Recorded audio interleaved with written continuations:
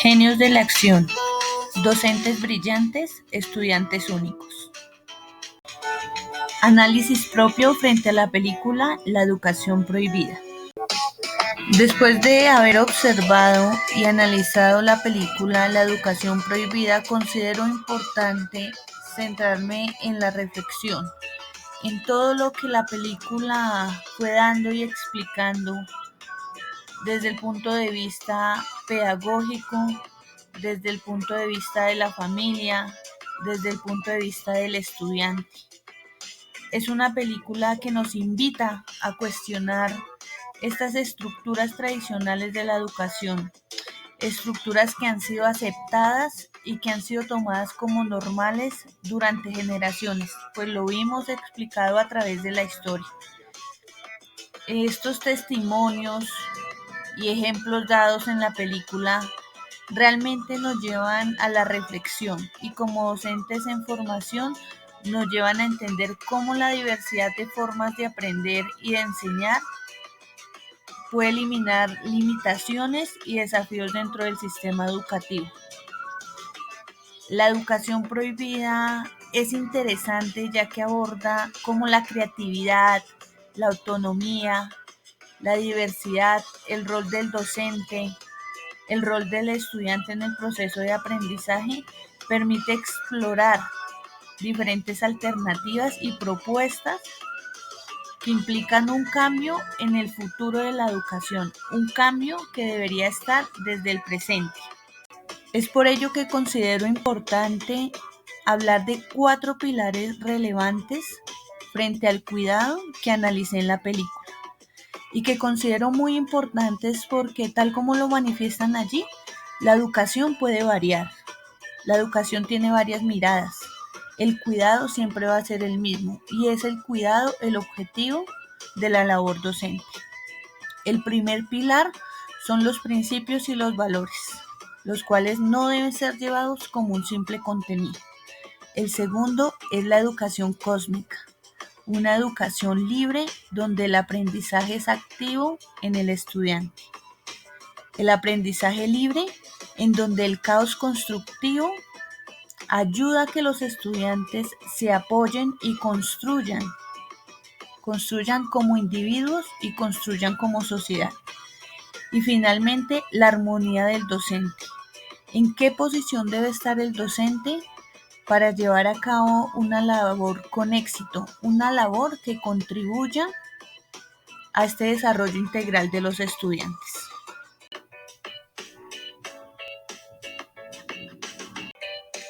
Para hablar de estos 4 pilares, abarqué una oración expuesta en la película, en donde considero está un todo de lo que debe ser la educación. Y es la siguiente.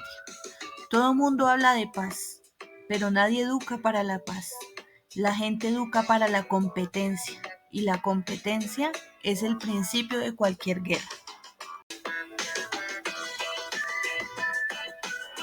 Los principios y valores no son solo contenido, un contenido que se enseña bajo un simple concepto en muchas asignaturas como ética, valores, religión, no. Estos son la base sobre la cual se construye el carácter, la ética y la moral de los estudiantes. Se trata de integrarlos en una experiencia educativa que ayude a interiorizar y que ayude a formarlos en situaciones reales, construyendo así un comportamiento ético y un comportamiento responsable en la sociedad. Un ejemplo claro de cómo llevar a cabo estos principios y valores de una forma profunda con los estudiantes es la pedagogía Waldorf, creada por Rudolf Steiner, en donde él explica que el entorno educativo debe contener un ambiente lleno de amor, de afecto, de alegría y de calidez. En esta calidez están los principios y los valores, pues el niño capta lo que sucede en su entorno, porque sobre todo el niño es un ser sensorio. Otro pilar importante que observé durante la película trata de la educación cósmica. Considero muy importante esta conexión que puede existir entre el estudiante y el universo, el estudiante y un todo, en donde se integra una perspectiva holística de la educación. En ella se fomenta un sentido de respeto por el ambiente, por la humanidad, por un todo, por un cosmos. Y me parece interesante porque realmente se promueve el desarrollo integral del individuo y prepara que este individuo sea un ciudadano responsable, un ciudadano consciente, un ciudadano que sabe el lugar y la importancia que ocupa en el mundo. De acuerdo a la doctora y pedagoga María Montessori, creadora de la educación cósmica, no es simplemente crear y desarrollar una nueva forma de enseñanza. Esto va más allá, se trata de que el estudiante descubra y construya su potencial, especialmente como ser humano, y para ello es importante el uso de los sentidos y la conexión que tienen estos con el ambiente. Por otra parte, la película me ayudó a comprender un tercer pilar y es el aprendizaje libre. Un aprendizaje que se da en un caos, pero en un caos constructivo. Para ello, oriento como la mirada hacia las zonas rurales y la atención educativa allí.